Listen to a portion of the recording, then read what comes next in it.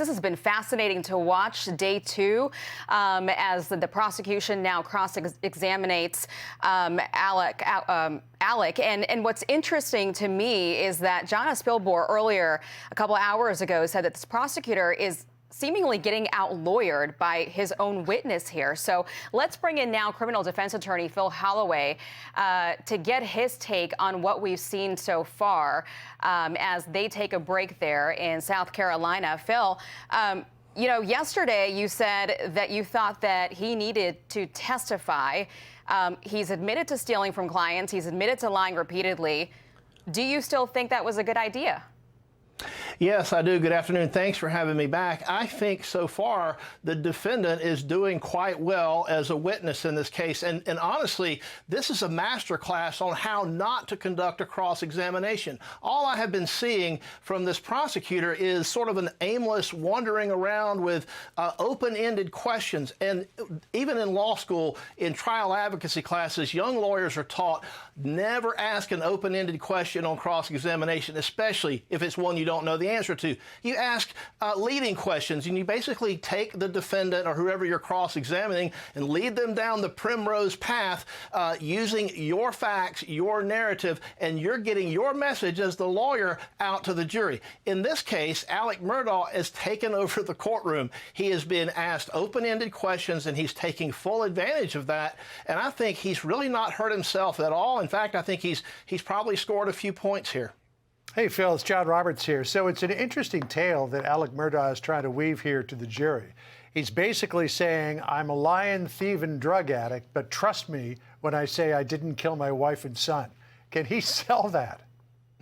Well, so far, I think he's doing an okay job with it. Of course, we don't know what the jury is going to say about that, John. But look, he did the right thing. He said, look, I own all this other stuff. And honestly, John, I think the prosecutor is overplaying the hand in terms of these other crimes. Basically, the witnesses said, look, yeah, I did all those things. I'm a terrible person, and I'm sorry. But the prosecutor just went over and over and over into minute detail when none of those things, in my opinion, really provide the motive for the murder as the prosecutors have alleged. Sure, does it show he's a crook? Absolutely. Is he going to spend the rest of his life in prison? Probably, for all those other things. But he doesn't want to go to prison, John, being known for being convicted for killing his wife and his son. And I think that's what he's playing for here. The prosecutor, I think, should focus more on the facts of the case as it happened on the night of the murders and stick with that day. Get in, make your points, and sit down and move on. But they're belaboring the point of all of this other stuff, and I think they might risk losing the jury, John. Yeah, I think it's interesting, Phil, if we can jump back to what happened yesterday when Murdaugh was giving some pretty emotional testimony, talking about finding his son Paul and his brains spilling out. I mean, very, very dramatic. And if you're watching the family in the courtroom, if you're the jury, as we were watching the family, you'd notice that nobody was sobbing. Nobody's crying. Buster wasn't crying, his son. It seemed like his own family wasn't buying the emotional story. What did you make of that, and what do you think the jury made of that? Do you think they were paying attention to that?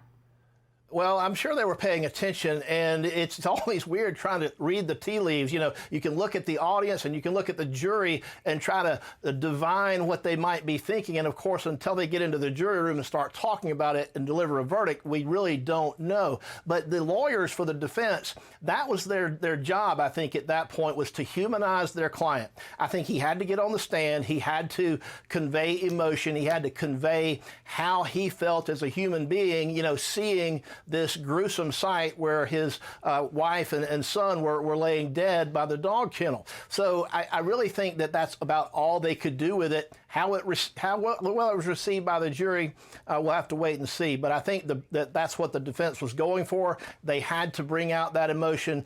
He had to appear emotional. And there's some people that are saying, well, maybe it was fake tears or he wasn't really crying.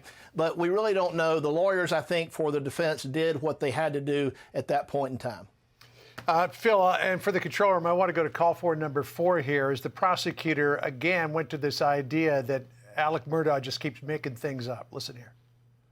You, like you've done so many times over the course of your life, had to back up and make a new story that kind of fit with the facts that can't be denied. Isn't that true, sir? No, sir, that's not true. The second that you're confronted with facts that you can't deny, you immediately come up with a new lie. You know, most recently, at this whole business about was he at the dog kennels, was he not, the prosecutor said, look, in this interview that you did in the police car, you said that you were in the house while your wife and son were up at the kennels. You turned out that you were up at the kennels. Was that a lie when you said you were at the house? And he said, no, it wasn't, because they had gone up to the kennels and I hadn't gone up yet. So, you know, in order to be a good liar, you've got to have a great memory. How's he doing on that front? They're giving him the opportunity, though, to give these answers and to give an explanation to the jury. Those questions are best left unasked. If that's the point that you want to convey as the prosecutor, save it for closing argument and then make that statement. Instead, he's giving the defendant the opportunity to weasel out of it, to give an answer that, you know, may or may not make sense, but he's giving the defendant an opportunity to speak and to take over the conversation and to dominate the conversation. And so when I say this is a masterclass on how to not do a cross-examination, that's what I mean. Some of those thoughts and some of those points that the prosecutor wants to make are best saved for closing argument. Don't ask the defendant, because then he gets a chance to explain it. Yeah. Well, on that point, Phil, I mean, you know, prosecutors have been trying to paint this very clear picture of not only who Alex Murdaugh is, but who this family is and has been for decades in this community, come from generations of wealth. They have influence, they have power, they've been involved, they've had their hands in pretty much everything in that community. I mean, he's caught on camera, if we can pull this picture up, where he's displaying a badge on the night that this girl dies in a boating accident that his son is involved in. So clearly there is years of him abusing his status. How far can that go to this jury, this sort of character assassination that the prosecution is trying to get at?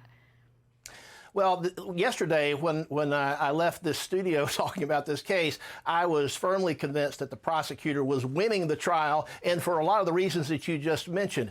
The fact that he was walking around, you know, with that badge that didn't really have any business being in his pocket, hanging out of his pocket. The prosecutor, I think, yesterday did a pretty good job of pointing out that he's using basically his position and his influence, even if he's got to fudge a little bit about how much influence he has. He's basically impersonating a law enforcement officer at that point. And so the prosecutor did a good job of showing that he is a manipulator. Okay? And if they had stayed with that theme, he's a liar and he's a manipulator. Ladies and gentlemen of the jury, don't let him do to you what he was trying to do at the hospital that night with his badge hanging out of his pocket. Those are the kinds of themes they need to stick with in this cross-examination. But what I'm seeing is that they're basically wondering, they're listening to the wandering, rambling answers that are sometimes given. They're taking the bait and they're asking follow-up questions about minutia that is boring this jury to death. But Phil, isn't that because, I mean, it does seem like a deposition, but isn't that because he kind of did a 180 on everybody yesterday and decided that he had a whole different story that we now need to go through and navigate? Yeah, that's true. He did a 180, but how much do you need to talk about that? It's so obvious that he did a 180. They're asking basically about that 180 over and over and over and over again, to the point that it's becoming absurd and they need to move on to the next topic. They need to point out the key points that they want from cross-examination. Listen, when we are trained in trial advocacy, we are trained that, look, you need to make a list of 4 or 5 or 6 or 8 key points that you want to make in your cross-examination. You get in, you make those points, and you get out. Instead, what they're doing is they're beating this horse to death over and over again, to the point that I think they're losing the jury. I think that they need to have a better organized process here for cross-examination, because as of right now, any gains I think the prosecutor made up until today, I think are being erased by a pretty good job of the answers given by the defendant on cross-examination. So, Phil, this is all about instilling reasonable doubt in the minds of at least one juror in order to be able to escape the most dire consequences here. And what we've been seeing on the stand in the last day and a half of Alex Murdaugh being up there is this kind of good old boy network that was operating in rural South Carolina. We're hearing Buster and Papa and Bubba and Chickens and Grandpa T and all of this. And yeah, I took his money, but he owed me a bunch of money from a real estate deal. And you can see a scenario here where the jury looks at this and goes, yeah, that's kind of how things happen in that area of the state. But that doesn't mean that he killed his wife and son. Yeah, I mean, yesterday I heard that he's riding around with blue lights in his law firm-owned vehicle, for crying out loud. Hey, it's obvious I've seen that. In a lot of places in the country where that happens. Yeah.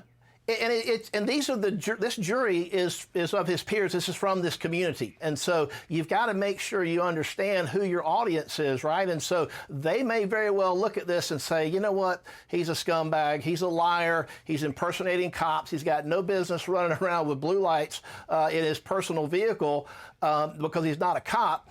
But the prosecutor has not linked any of that stuff up to the murders, in my opinion. They've said that all of these prior crimes, the financial dealings and all that stuff, they're saying that that is somehow a motive for murder. And so far, John, I have not seen that. I don't understand the nexus, how that one gets you to the other. And I think the defense from this point on is going to continue to make that point to the jury. They're going to say, look, he did all these other things, but that doesn't prove anything about him being a murderer. And I tell you what, if the prosecutor cannot make that case, John, I think takes away from the credibility of their entire presentation. So they had best move on from all of these prior crimes and stick to the events of the night of the murder. Well, we will find out soon enough, Phil, if the prosecution has made its case or the defense has instilled enough reasonable doubt.